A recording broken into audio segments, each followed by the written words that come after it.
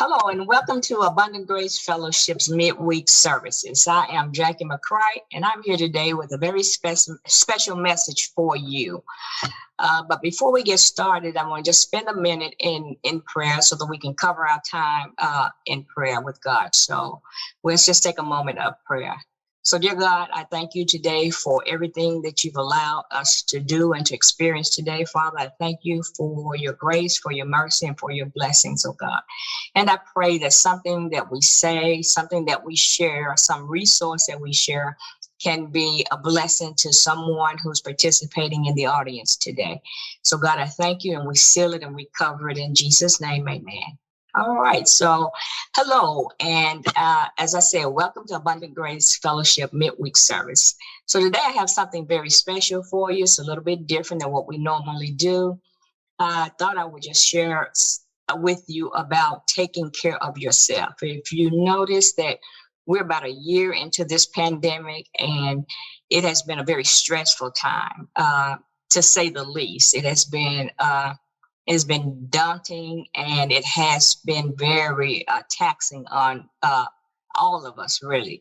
And some of us have lost loved ones. We've lost soldiers on the battlefield, and some of us are still standing in the gap, praying, trying to pray our people through this. So, and, we're just kind of in survival mode. And when you're in survival mode, when you're in the midst of a war or a battle, you kind of kick in all of your survival skills. And in doing that, you may tend to become lax as far as taking care of yourself. So that's one of the important things that we wanted to touch on today, was how to take care of ourselves, not only during the pandemic, but even afterwards. And, just as a lifelong part of what we do is take care of ourselves. And one thing that we know is that we do a very good job of taking care of others.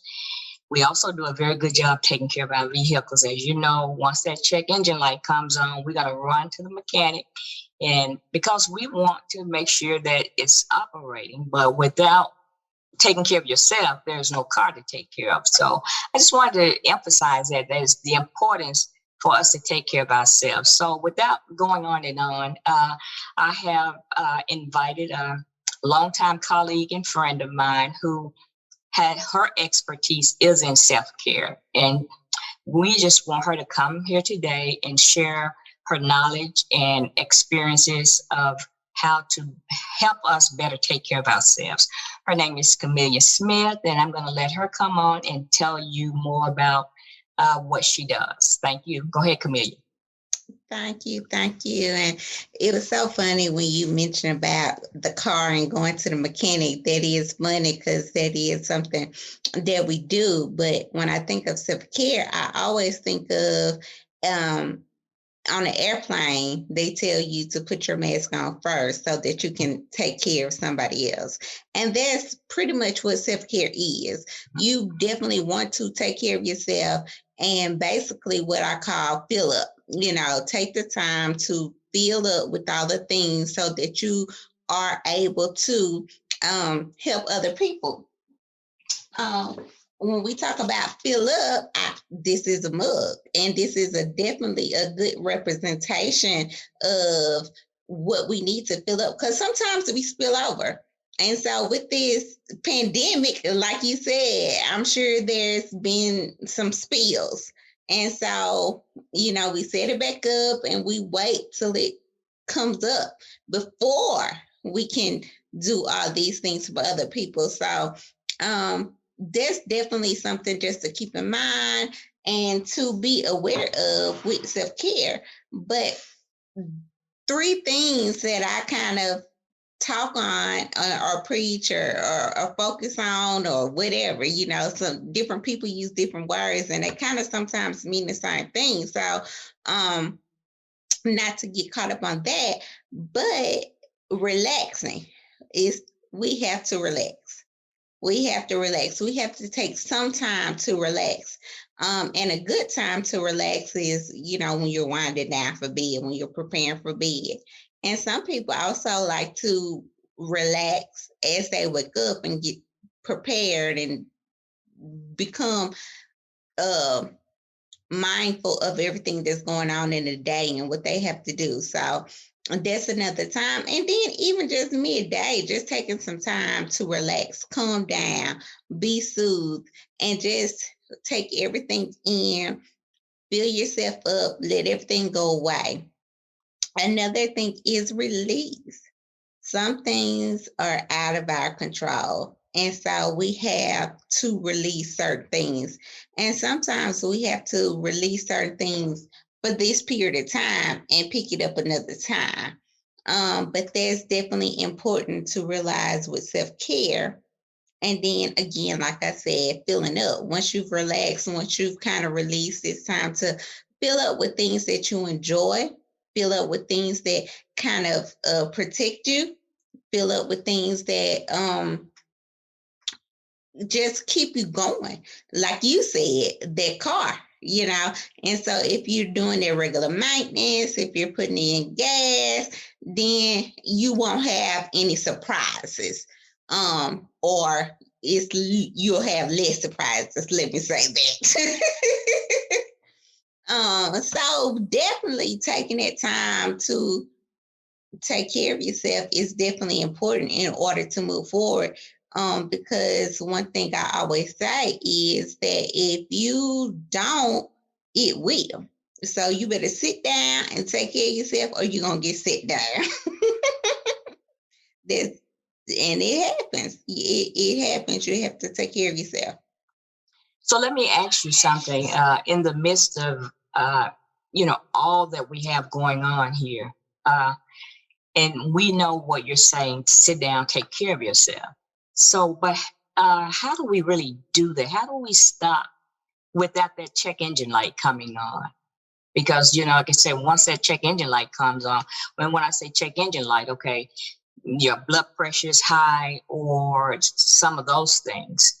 And then we really, either we take care of it or somebody is going to have to take care of us. So how do we just Well, stop it and do it? Go ahead. well, it takes practice. It does take practice.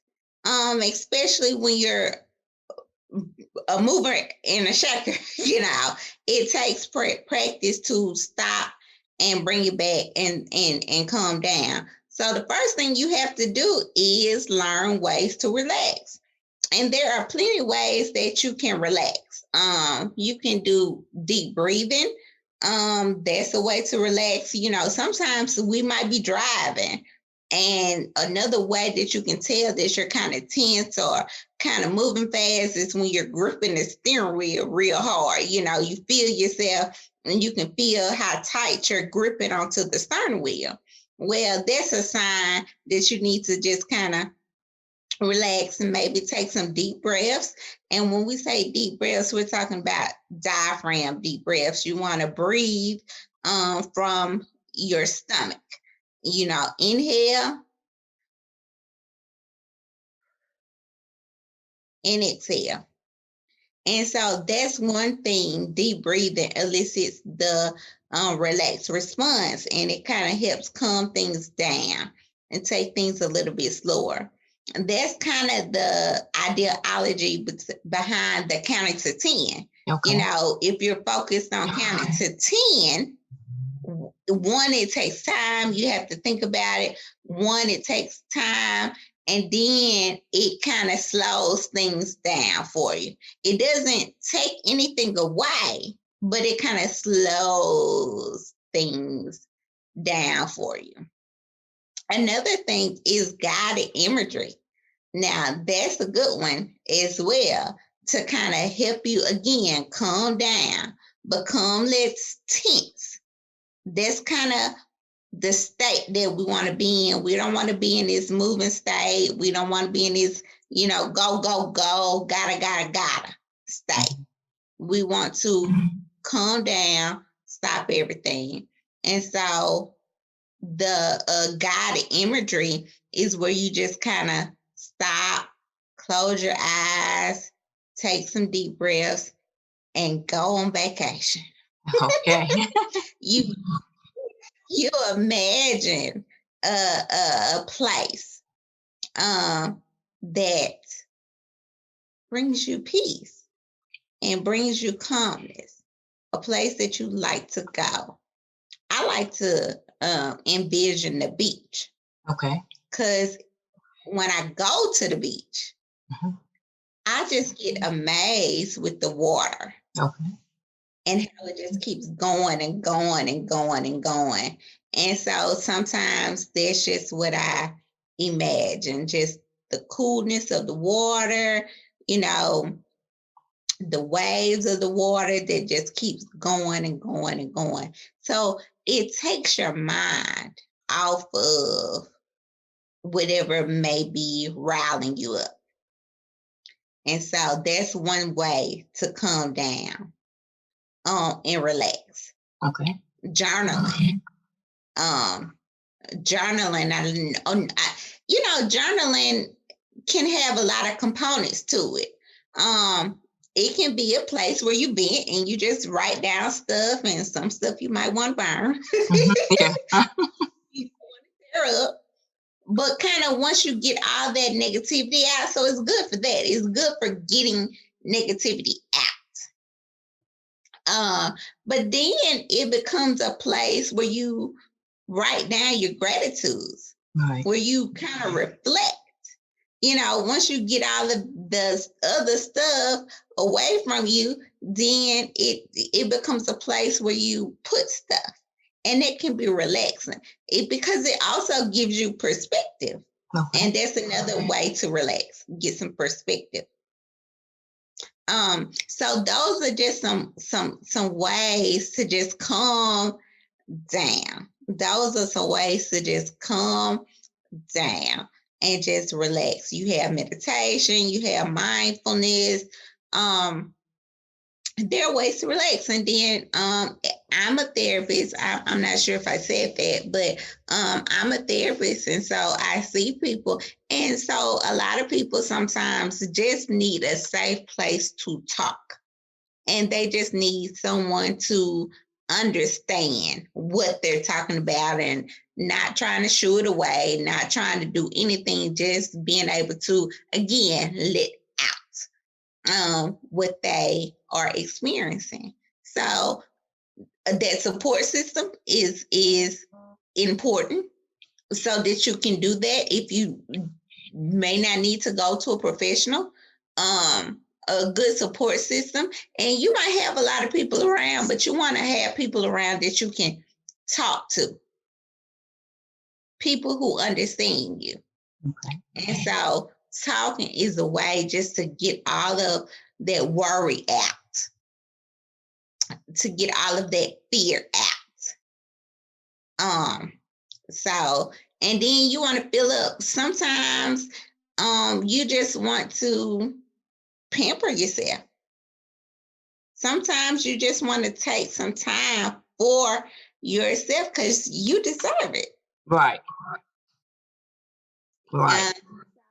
I think I know one of my clients did a list and they were able to come up with 25 things that they like that they were not doing. Okay. So we were trying to figure out, how do we implement those things? When do we implement those things? Some things are everyday things, and some things are maybe once a year things. Okay. So that's a good way to just take care of yourself. Okay. And All right. give yourself time. That's another thing. Time to do it, and then time to practice and for it to become a part of your routine. Okay. All right. Let me touch on just one thing. I know we may be running out of time here shortly, but one of the things that you said was mindfulness. And it's one of those things that you hear a lot of, and maybe for, the benefit of the audience who don't really know what mindfulness is or how to really, practice mindfulness. Can you just, expound on that just a little bit for me? So with mindfulness, some people sometimes get mindfulness and meditation kind of intertwined. But mindfulness is basically when you focus on one thing, Okay. um, And it's, other things may be competing for your attention, and you might want to do this, and you might start doing this, and then go over here to this. But with mindfulness, you kind of let those things come up, and you kind of acknowledge those things, but you stay focused on what you're doing. You stay focused on what you're doing, and you finish it, and you do it to the end. You complete what you're doing. So, for example, let's just say cooking. So with cooking, if you like cooking, and if it's, even if it is a chore for you, you don't like it, but it got to be done. Right. Either way, when you're doing it, you can focus on cleaning the meat, making sure it's clean, not wanting anything to be left on it.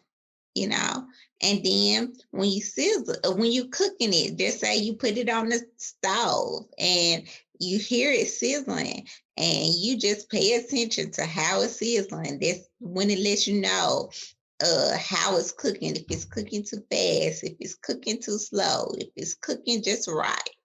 Now, you're not on the phone while you're doing this. You're not on the phone because you focus Right. on the cooking. Yes. You can smell it coming. Oh, it's almost done, because you can smell it coming together. So that's mindfulness, where you're kind of focused and you have all of your awareness on one thing, the thing that you're doing, not on the phone, listening to the radio, cooking and doing all those different things. You're doing one thing, and you're focused on everything that one thing brings to you. Okay, very good.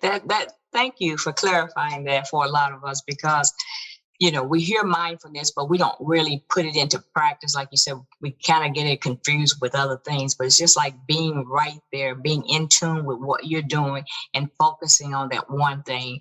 And just like you said, that does take practice. So, Camelia, I'm so glad that you were able to just share those things with us. And if you can just give us, maybe one little parting thing, and as well, give us your information just in case someone in the audience wants to possibly, seek you out for therapy. Okay. Well, again, the biggest thing is basically what we've been talking about is self-care. So take some time for yourself. It's not selfish if you're empty. It's not selfish at all. And even if you do be selfish sometimes and not think about other people, as long as you're not hurting anyone and putting anyone in danger, it's still good to take some time for yourself. Just communicate. I need some me time, or I'm going through some things, or let me get filled back up. Fill up. I like fill up now. So it kind of means the same thing, but that might be something more comfortable for some people to say or use, rather than thinking about themselves. You got to fill up, because like we said, we got the mug. When it fills over, it got to come back up in order for you to be able to give to other people, and it has to be solid. If it's not solid, you're going to mess up some stuff. That's interesting. Yeah. And it happens. So that's basically, just do it. And again, be patient with yourself. That's the other thing. Be patient with yourself, especially if it's new, or if you're reintroducing it. Just be patient with yourself, because it does take practice. The name of my practice, my private practice, is Renewed Outlook. And I am the owner, and I founded it. I provide therapy for people. I also do seminars. I also do workshops. I also consult where we just kind of talk and figure out what the next course of action is. Um, my website is www.renewedoutlook.org, and I can be contacted at 901-654-0607. Thank you so very much. You have really given us tons of nuggets, which is very much needed during this time. So again, Camelia, thank you, and God bless you all, and you guys have a wonderful day.